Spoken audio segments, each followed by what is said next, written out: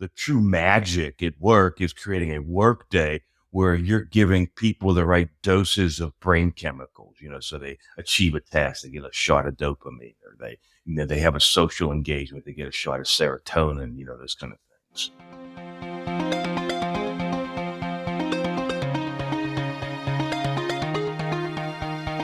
Hey everyone, it's Amy Lynn, and you're listening to Create Magic at Work. Create Magic at Work is on a mission to equip senior leaders with tools they need to be a true quantum leader and actually understand what that means.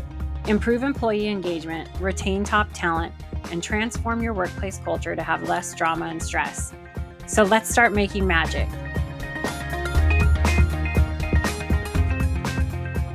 Hey everyone, welcome to Create Magic at Work.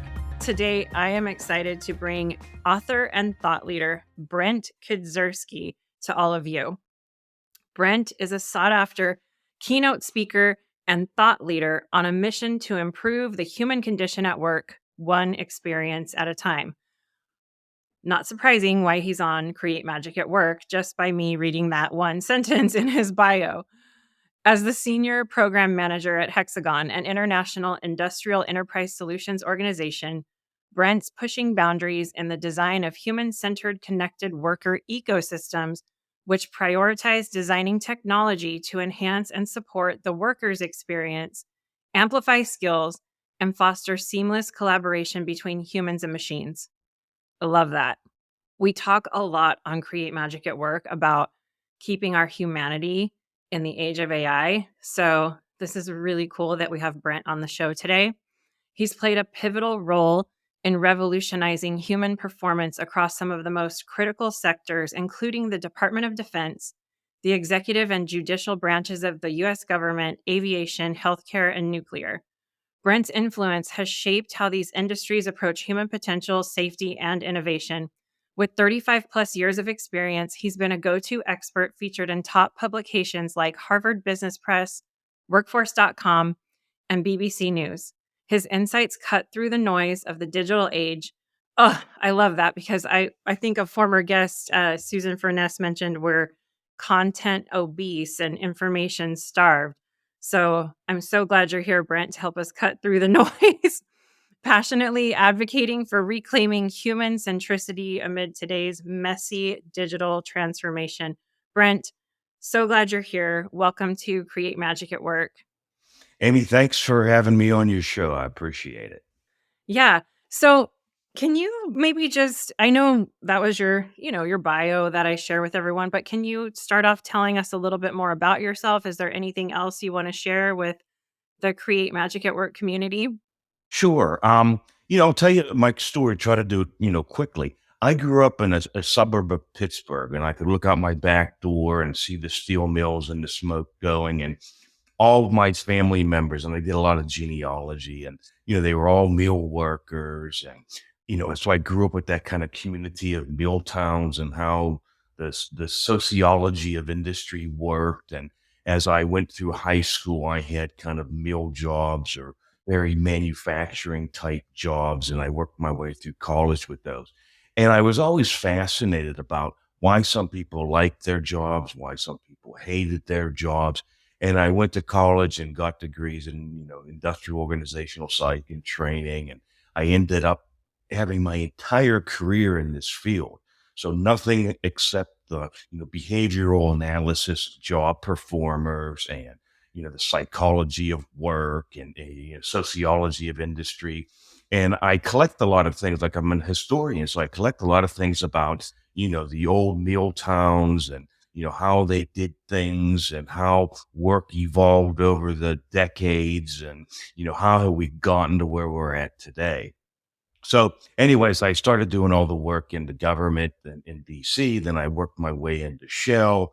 I spent a majority of my work time there being kind of a transformational change person in terms of anything that having to do with people and work and the anatomy of work, and what does good anatomy look like and what does bad anatomy look like, and how do you fix it, because people were suffering in silence in their jobs oftentimes, with no voice. And so I tried to give people a voice in terms of their work.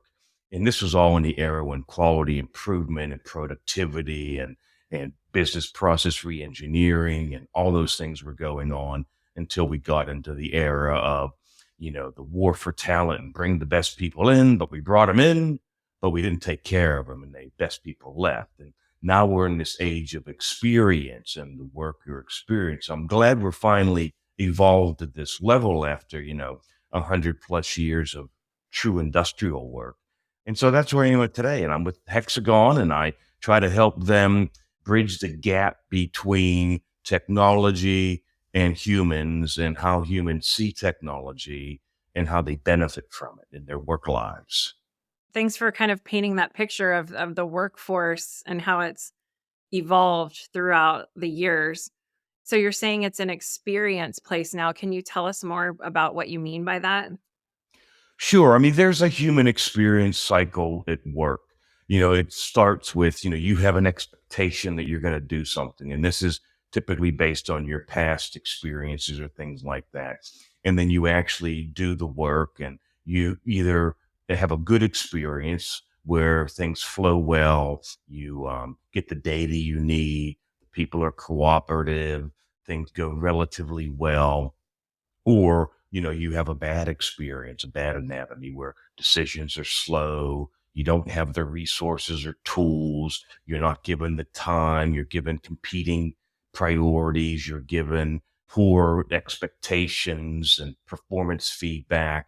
There's a study by Gartner recently that showed they interviewed managers and then they interviewed employees about the same questions, and basically there was such a disconnect.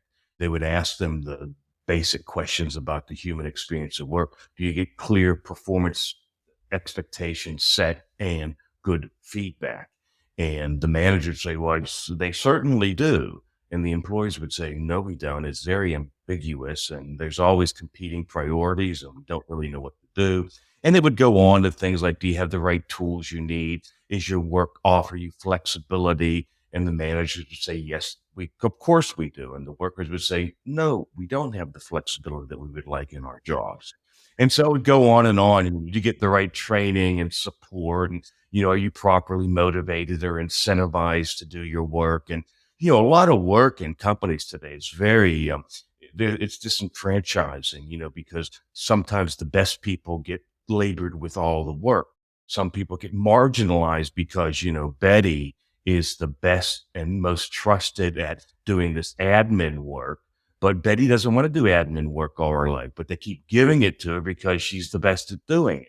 And so there's a whole bunch of complexities at work and this anatomy and the psychology of work. Yes. Oh my gosh. I mean, you're just giving me flashbacks from my old corporate, executive days as you just share. There's a funny joke circulating. Okay, let me get this right. It's a meme on Instagram or something, but it basically says, and I'm going to mess it all up because it's way shorter than this, but it basically says, I'm not going to raise my hand in the meeting and share like the solution or the innovation to whatever I know, because then I'm going to get assigned to the project without the pay. And so you totally reminded me of that culture a little bit there. I mean, you just nailed it. So you're talking about this disconnect between senior leadership and their teams. And I think that managers and leaders don't realize, for example, that, your direct line manager has more impact on your mental health and physical well-being than your spouse oftentimes, because you're actually spending more time around them. And they're the ones that are, giving you your brain chemical dosages throughout the day, whether it's dopamine, serotonin, whatever the brain chemical is. And I'm a big believer in, we have to design work. The true magic at work is creating a work day where you're giving people the right doses of brain chemicals, so they achieve a task, they get a shot of dopamine, or they have a social engagement, they get a shot of serotonin, those kind of things. I like that. I like viewing it that way. I want to play devil's advocate for a second. Let's say I am a manager of a large team. And I feel like the pendulum has swung to where my team is just complaining all the time. I feel like I'm giving proper feedback. I feel like maybe they've taken advantage of this type of culture where I'm supposed to have feedback, I'm supposed to get reviews all the time. That's why I'm not performing. It's not my fault, it's my managers. What would you say in that sort of view, like if that's going on and the manager feels like the team is taking advantage of that particular type of system? So that's a whole deal of, again, the performance expectations. I've managed a lot of people throughout my career. And for example, I had one young woman one time. She was anointed by the company Shell as a high performer, high potential.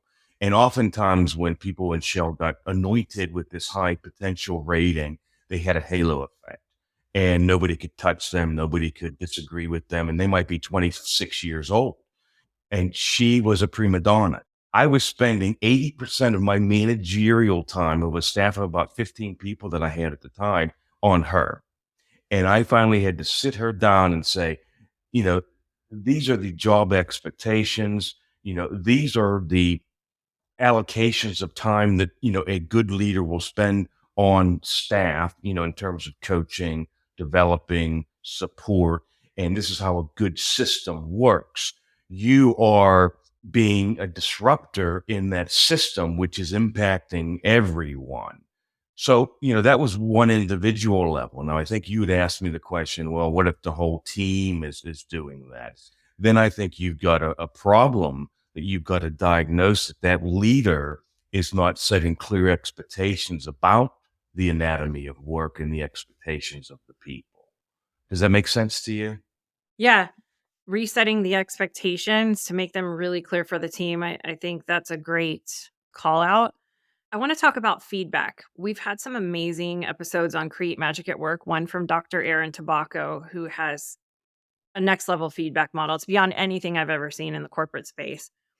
Where do you think the miss is with feedback? First of all, I don't even really like the word, right? Like, I don't like that word. Is there something else we can call it? But I feel like there, like you were saying, there's a disconnect. The team leads are saying, yeah, we give feedback all the time. People are saying, I don't get any feedback. I don't even know what's going on. Why is that happening? And how can we fix it? So, a lot of times people in companies, because it's an organizational system, and remember, I mean, you can kind of run a company three ways. You can run it as an organization with org charts and hierarchies and bureaucracy and all those kind of things. You can run it like a business to say, okay, what are our products and our stakeholders and our resources, and how do we maximize those things? Or, it's a capitalistic kind of society. Or you can manage it as a community and say, look, we take a world view that if we take care of the people, we will get the best result because we're going to create this environment where there's a shared vision, a constancy of purpose, all those kind of things, and a shared value set and the shared belief system. Now, in a lot of times with feedback, I used to do this thing called I balance care with candor because oftentimes 90% of the feedback about people never reaches their ears. It's around the corner. It's at the coffee water cooler. People are saying, oh, Sarah or Bobby, they're terrible at this or terrible at that. And they don't give it to the person. And I would manage people. I would say, look, I'm never going to say something negative about you that you won't hear or you're here. Other people said I said it about you because I'm going to do two things for you. I'm going to balance the care that I give you with the candor that I give you. And only then, if I'm saying it's a teeter totter where, because if I give you so much care that I want to spare your feelings or not help you out, or if I give you too much candor with no care, we've got to balance that dichotomy. And so that's what I would always try to do. So this whole idea of feedback is, what is the intent of feedback? Is it to help build their short-term performance? Is it to help develop their long-term performance? And am I emotionally taking the risk, because again, that is the risk. Because I've given some people feedback where they really went and it was a risk for me to do it, but I wanted to be helpful. And so it's that whole balance of saying care with candor. So good. So good. You reminded me the best part about it was I mean the way I'm going to echo it back from what you said is you laid out some ground rules for how we are going to interact in the workspace together, and you said I'm never going to be at this water cooler, quote unquote, saying something that I wouldn't say to you. It reminded me of Covey's quote, "Be loyal to the absent," right? I love that quote. And so as a team leader, staying loyal to the person that's absent in the room when you're speaking or talking about someone. And that's one of the best ways to create psychological safety with your team is for them to know, I will never talk behind your back. I mean, let's just call it out, right? Like to someone else. So cool. I like how you framed that. It's funny because, companies and, as we evolve from the cotton mills of the 1700s to the steel mills of the 1800s and the railroads and to the production focus of World War II. And, we've evolved from, Taylorism of people were just tools and, you tried to make a person a better shovel to then you got into post World War II where we said, hey, there's some kind of psychology to work. There's Hertzberg and McGregor and Maslow, and people really are human beings in the workplace. They're just not assembly line workers. We've evolved, and we continue to evolve. So that whole care and candor, it's done its bit of ratcheting up. Now, the thing is, though, it's a trifecta. You've got to have the empathy for a person. Understand their point of view, their feelings, their backstory, right?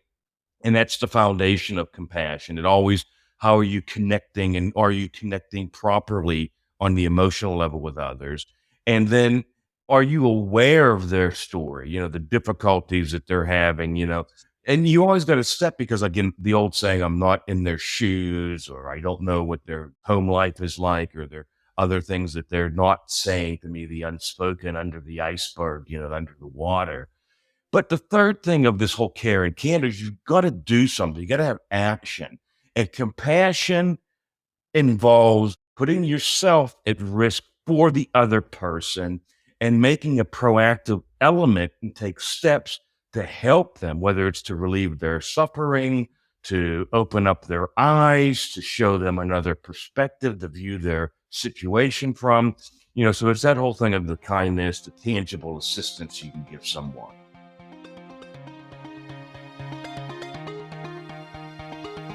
All right, it's time for a fun, playful, quick break. And it's time for you to discover your spiritual intelligence at work. So, over here at Create Magic at Work, we are not just a great podcast. We are an executive coaching firm, a team dedicated to helping leaders like you create healthier, more fulfilling workplaces. Whether it's through private coaching, transformative workshops, or impactful keynotes, we're here to help support your journey to have less drama and stress and more magical moments in your life. So have a little fun.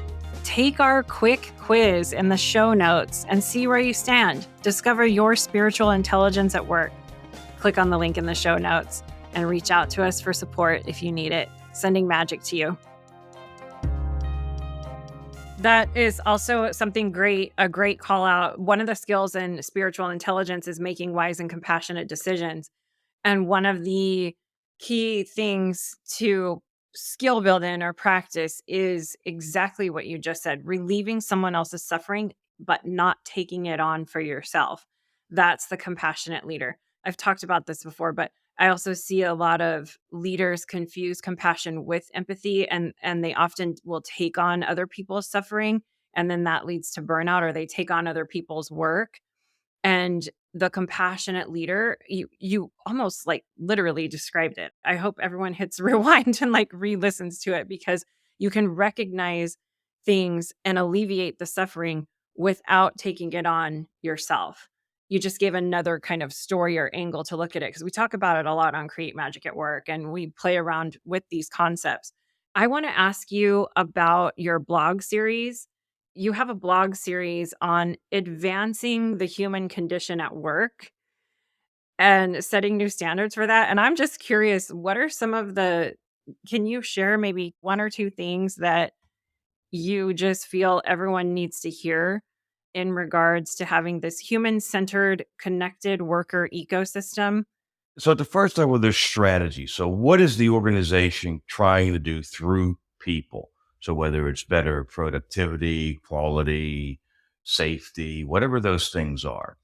And then what are the processes that an organization does? So, you always have the organization level with the goals and how the goals are managed and how the goals are designed. Then you have the process level. And at that level, you say, well, what's the processes that an organization executes? How are they designed and how are they managed? But then you have the people underneath that. It should be a chain. So, org goals, process goals, job performer goals. And then at the job performer level, we want to have an ecosystem that enhances their experience at work. So every experience can be optimized for the human being.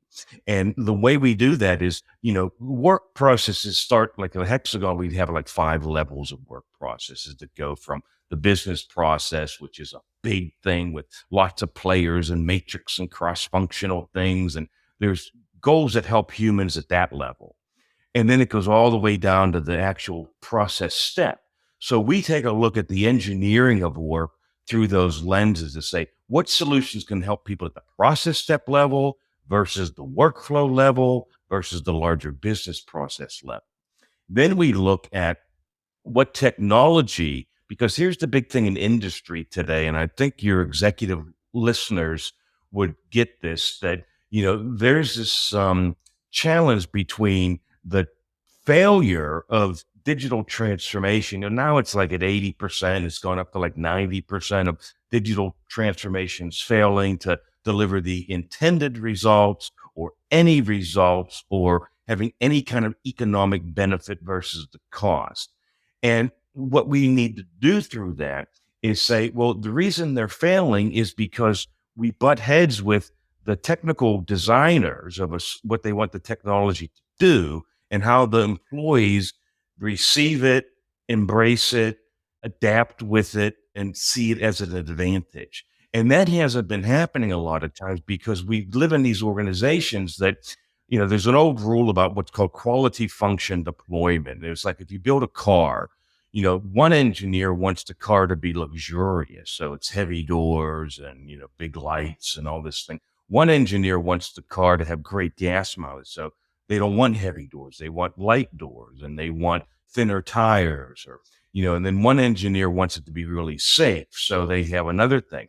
And that's what happens a lot of times in these organizations, that the goals aren't harmonized. So you're kind of squeezing a balloon, and you got 5 hands squeezing a balloon, and depending on who's squeezing it the hardest at the time, that's where it expands. And that's what's happened in digital transformation, why it's failed, because we haven't taken this holistic approach to say what's in it for the human and how do they want to do it. Because oftentimes in organizations, it starts so high with big consulting firms coming in. And actually, that goes back to one of your questions, this abdication of responsibility in organizations. A lot of companies like hire external consulting firms to say, well, we hired McKinsey, so, that takes the pressure off us and I don't have to be as good a manager now or be responsible or accountable for those things. Or we sent them all the HR training, so that fixed the people because they're going to go get sheep dipped in some kind of magic training program. And so that's the kind of things that happen. So what we've done at Hexagon is have this technology, what I call, and I created this thing called Smart Works Technology Selection, where basically every letter represents an attribute of how that technology can be human centered to create smarter work for humans. And at the last level, it's what I call the human layer. And there's about 8 to 12 big dimensions that I use to make sure that a solution is hitting all the buttons for a human being. And anytime you have something, whether it's a consumer product that you go out to the store or buy, or your phone system or your iPhone, any product, is trying to have these higher touch, higher concept solutions. So, like a flashlight, I had a flashlight the other day. It's a radio, it's a flashlight, it's an air compressor, it's a tape measuring stick. It's nine different things. But that's the world we live in. Is people are expecting these multi-dimensional solutions. So, engineering human solutions is in fact getting a little bit more demanding, and it requires more sophistication than companies are used to investing in. And this is the thing that I go back to industry. Organizations have had pretty big pass that they really haven't put the focus on humans until the crisis hits. When the war for talent hit in the 90s, they said, oh, we got to do a better job of recruiting the best talent. Well, then the experience hit, and they said, well, we just can't look at pay and benefits anymore. We got to look at the wider, broader spectrum of what people care about. And so we're getting more sophisticated all the time, but it never stops. It's not a destination, it's a continual journey. And that's what I think organizations have to stretch themselves to understand. So, on that note, what do you sense for the future of the workplace? Well, it's going to be something that I use these things again called power skills. So automation is taking over the dull, dirty, dangerous, demanding, demeaning work of humans. And as that work goes away, it's going to make people have to be more engaged in three critical power skills: their cognitive abilities, so critical thinking. And again, I oftentimes think about like critical thinking. My brother and I talk about this a lot. The world is polarized in many cases, and he and I agree with this because people have forgotten, or they're not teaching it in universities anymore, for people to be critical thinkers. They're taking immediate positions that get pushed on them by the media or whatever, and they're saying, oh, that's easy. I'll buy into that. But they're not stepping back and saying, well, wait a minute, how should I really critically think about this topic area? And that's what companies are going to need in tomorrow's world, because you can't have AI do things that are really compassionate, critical thinking. Then the next thing is creativity. So people are going to have to use their brains and working with other people to be more creative. So they're going to have to use those other two skills. And the third thing is they're going to have to be more collaborative, because we're moving away from these hierarchical organizations where everybody sat in a silo and they were a drone doing their own little piece of work, to now the organizations are matrixed, and the scope of what people can input to is grown deeper and wider. So you're going to have to not only collaborate with other human beings, but you're going to have to learn how to collaborate with technology to help you do your job. So three things: power skills, cognitive abilities through creative thinking and strategic focus and situational awareness and all those kind of things. Even like what I say is like this third party listening. So you have to be able to think about the emotional situation of other people as you think critically. And then as you think creatively, you've got to think about supply chains more, and the other factors that are involved in work success. And then with the robots, the co-botting, as I call it, and the people botting, get to a variety of different kind of people. And that's the thing about the whole diversity aspect. It's got to be a diversity of thought. It's got to be a diversity of intellect, or a diversity. And again, what's happening today in society and industry is people typically have a world view. And that might be a world view to management, a world view to leadership, a world view to what people should do at work. And they get polarized by that worldview, and they don't accept, or they don't investigate other worldviews and the basis for those views. So I hope in the future of society, people will be much more intellectual and sophisticated in understanding the dimensions of worldviews that are not aligned with their worldview. Yep. I mean, you're basically describing all of the work the coaches at Create Magic at Work do. The complexity of thought and perspective taking, the awareness of others' worldviews. Those are all skills that we talk about on the show and help people skill build in. Then there's the Edgewalker work, the incorporating playfulness to tap into the creativity. And I wrote the book Create Magic at Work to bring that childlike, playful feel to leaders in the workplace to give them a jumping off point to connect their team. So you're just so in line with everything. And just think about, what if we were really sophisticated? What if you wore your smartwatch monitored your brain chemicals during the day at work? And, like, this is why, like, social media gets such a hit, because everybody's going to their Facebook or their LinkedIn because they want that shot of dopamine.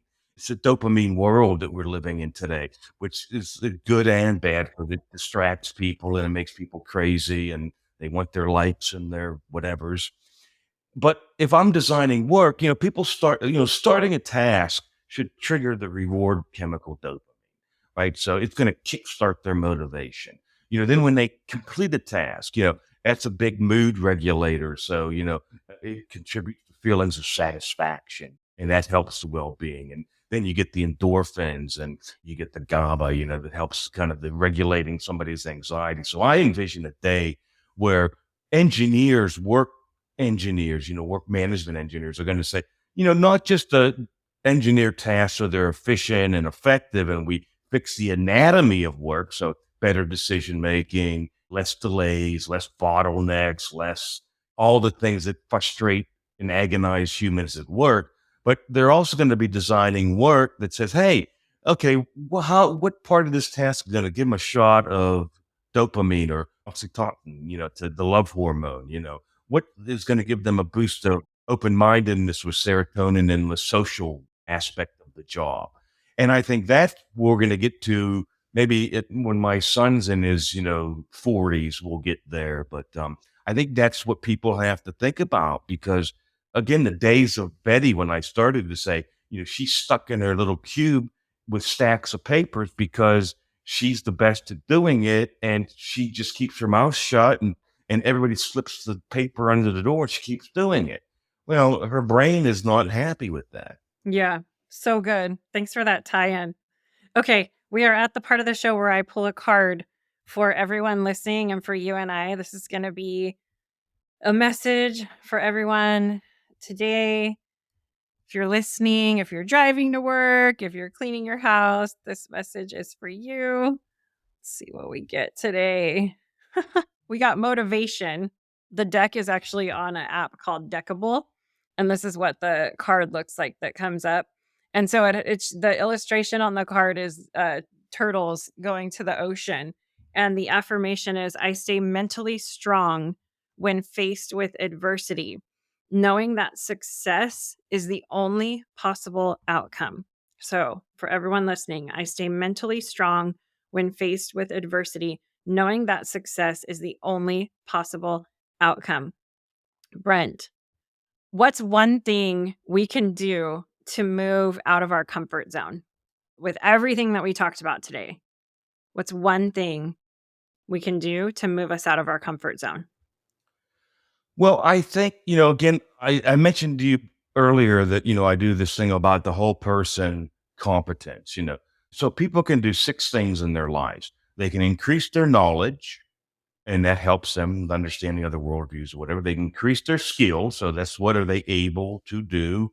What can they exchange for their energy? They have their motives. So what motivates them? And can they change their motivations based on knowledge and skills and their traits? So anytime I'm coaching someone, I always say, what are you doing to enhance your traits or yourself? And the next thing is self-image. So how can you improve your self-image? When you look in the mirror, do you see the kitty cat or the lion? Or do you want to see the kitty cat or do you want to see the lion? But the last thing I would say in today's environment is, what can people do to enhance the 6th element, which is their social role? And that means the relationship you have outside yourself with the outside world. So how do you make other people that you interact with throughout your day feel about themselves? And that's giving back in terms of, can you stretch yourself to help somebody improve their knowledge, improve their skill? Can you motivate them? Can you help them strengthen their traits or expand their traits? Can you help improve their self-image, or can you help improve their social role? And so I think that's the thing that I would encourage people to how they can grow is we grow best when we teach others. And I think that's the message I go is how can you help enhance somebody else's day? How can you enhance the relationship they have with you and build their brand?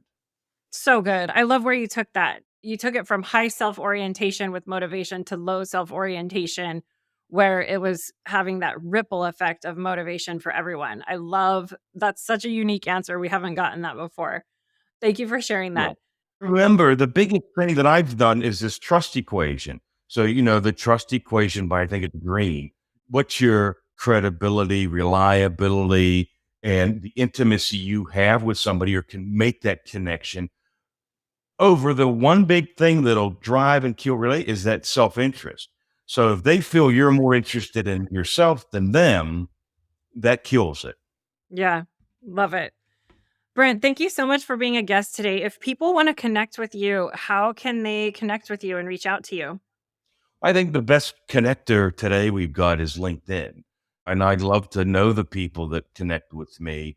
In fact, I think that along my LinkedIn journey, I actually know probably 70% of the people that I'm actually connected to. That's awesome. All right. Well, we will drop your LinkedIn link in the show notes. And thank you so much for sending some magic to everyone today. Thanks, Amy. Great chatting with you today.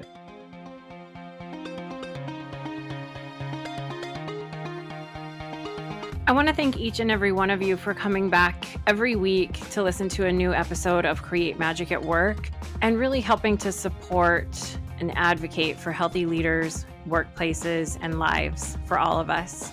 If you want any information on how to connect with me, click on the link in the show notes. You'll get access to all of the social media links for Create Magic at Work. Stay following along for more amazing episodes where we help you improve productivity and profitability in the workplace and decrease stress. Sending magic to everyone, and see you next time.